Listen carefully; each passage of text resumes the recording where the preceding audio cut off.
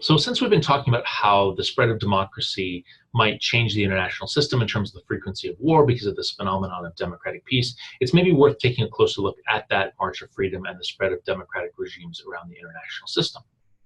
So, over the years, we've seen democracy expand in a series of what we call waves, right? So, after the American and French revolutions, we saw a number of democratic states take hold.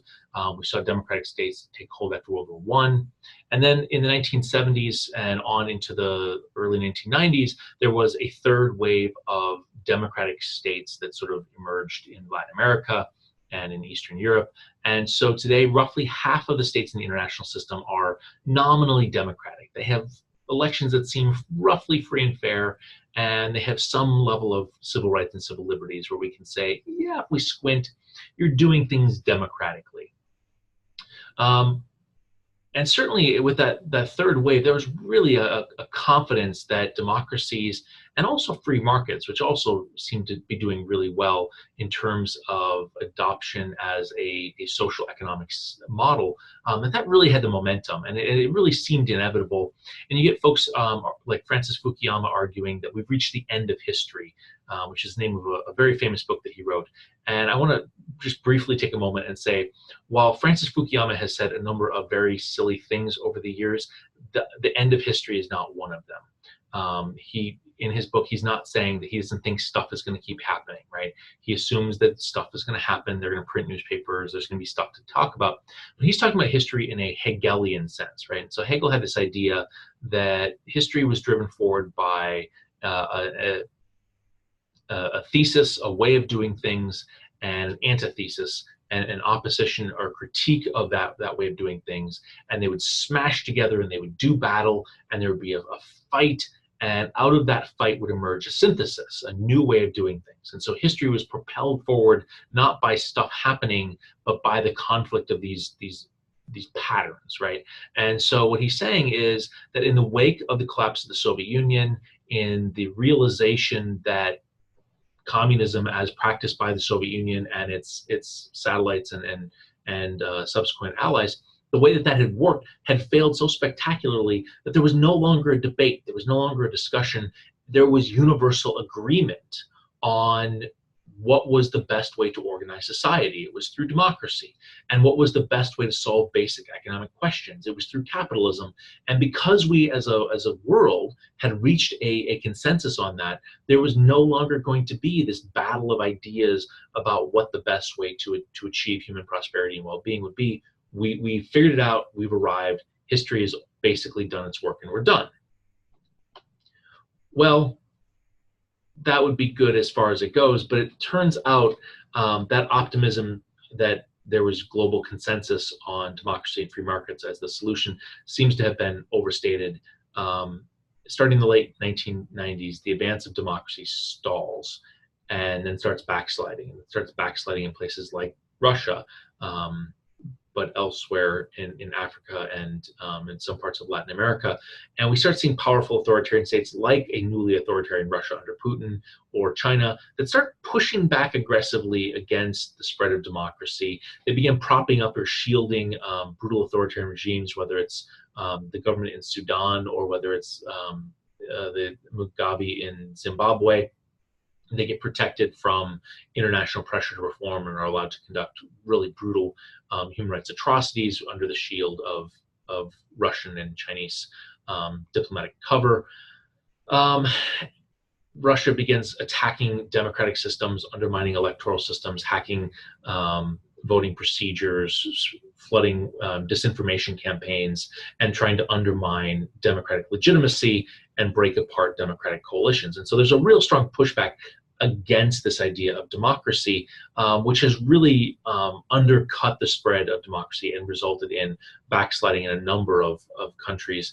But we've also seen the rise of these new this new energy for democracy in the form of people power, or sometimes these are called color revolutions, because oftentimes there's a color that's adopted or assigned to these revolutions. These are essentially mass movements where people rise up and turn on authoritarian regimes and force them to capitulate or reform or force them from power. And so the first of these that we really saw was in 1990, I think 1999, in Serbia, where it's the tractor revolution, where the people of Serbia rise up and they drive tractors into Belgrade and snarl the streets and essentially force Milosevic from power and initiate a transition to democracy. And in Ukraine, we see the Orange Revolution, where a pro-Russian leader is pushed out of power by mass demonstrations in the streets. They do it again a few years later, when again that same pro-Russian leader is back in power. In Lebanon, there's the Cedar Revolution, where people rise up against the Syrian occupation of Lebanon after the assassination of a politician. You've got the Green Revolution in Iran, which doesn't topple the government. The Lawyers' Revolution in Pakistan, where lawyers take to the streets and push Musharraf out of power. And then you've got the Arab Spring, where these people power movements sweep from country to country to country, forcing leaders to either accommodate demands for political voice and for representation, or in some cases drive leaders from power completely. And so we've seen these mass demonstrations that have really been driving democratization in the last decade or two, but it ends up not being able to gain traction compared to the forces of backsliding. We can see that pattern here, that there's sort of from the 1970s on, this sort of slow and then accelerating trend toward democratization. In the last decade or so, the number of authoritarian regimes has stopped dropping.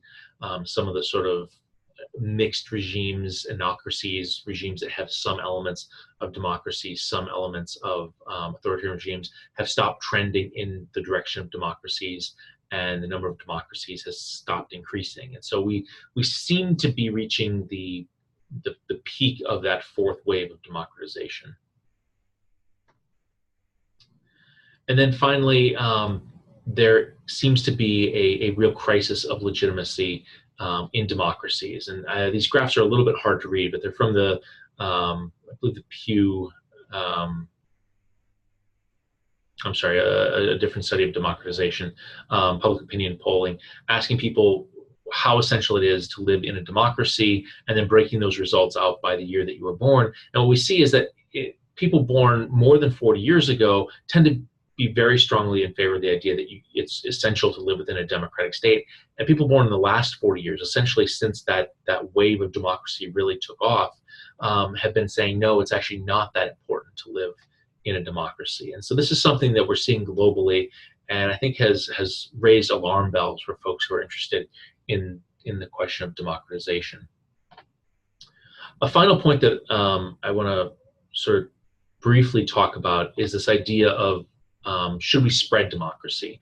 And this is something that maybe emerges as a policy prescription from democratic peace. Again, if you believe that democracies don't fight wars with each other, one way to stabilize the international system would be to spread democracy. Given the data that suggests that democracies do a better job caring for their populations, ensuring economic growth, and delivering well-being for their populations, again, we might think democracy promotion is a good thing. However, efforts to spread democracy have really produced a mixed bag. And so when we look at the political science literature on what makes for a successful democracy, there's a couple factors that seem to really help make that stick, right? And so it helps to be wealthy. We're not entirely sure why. Maybe it's because you have literate populations, and literacy is useful for, I don't know, keeping up on policy and political events. Maybe it's useful for critical thinking. Maybe it's useful for a whole host of things, but education seems to be a factor. Maybe it's having a large middle class, right? People who have enough wealth that they're able to have a little bit of leisure time. They can form organizations and clubs, and you have a robust civil society. Maybe it's that democracies are wealthy enough that they can provide a robust welfare state, right? So when the economy goes into recession, you don't have, millions upon millions of people who are on the streets starving and looking for revolution. You've got shock absorbers in that system so that people can get through those hard times and feel like the system hasn't completely abandoned them. It tends to help to be ethnically homogenous, to be able to sustain a democracy long term, or, and I think this is important, or to have special institutions that are able to manage that diversity. And so there's different models of democracy, some that are sort of simple majority rule democracies, which work pretty well when you have a homogeneous population. But when you have different population groups, different national groups, you might want to build into your political system mechanisms that accommodate those different groups and make sure that the majority doesn't run roughshod over the minority. Again, we talked about Canada as an example of a multinational state where you have different protections and processes in place to ensure that the Quebecois are able to participate in the Canadian state without a sense of their survival as a political and social community is in danger. So that's a factor that's certainly there to be navigated. It also helps to not be oil rich or rich in lootable resources. That seems a little counterintuitive given the earlier idea that being wealthy is a good thing. Certainly you can pay for people to go to school, or you can sustain a fairly high standard of living and give people leisure time, or sustain a welfare state with vast oil wealth. But countries like Saudi Arabia, countries like Kuwait or Qatar that have vast oil or natural gas wealth run into the problem of disconnecting the regime from the population, right? And so what ends up happening is that the regime's survival is related to the price of natural gas or the price of oil and not linked to legitimacy. And those resources get used to buy off the population. They get used to building military infrastructure to protect the regime from the population. And it actually gets in the way of the government being responsive to the population because there's not even that link of basic taxation linking the government to the population.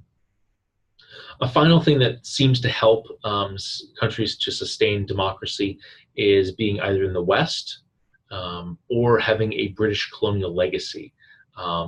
We're not 100% sure why this is. We see the pattern statistically. It might be that a British colonial legacy fostered a culture of individualism and egalitarianism that really feeds into an idea of democracy. You could maybe make that argument. It might be different patterns of colonial rule or post-colonial rule. And certainly in the post-colonial period, Britain has been more supportive of its former colonies being democracies than countries like France, which have typically argued that we don't care if you're an authoritarian regime, a military dictatorship, or a democracy, as long as you're generally supportive of France. And so maybe it's that dynamic, right? It's maybe the institutions that were put in place. It was how they managed that post-colonial period, and that's what accounts for it. Or it could just be a historical fluke. That's a possibility as well. But it's certainly something to think about in terms of anticipating how quickly democracy can spread and where it's likely to take hold easily and be easily sustained over the long term.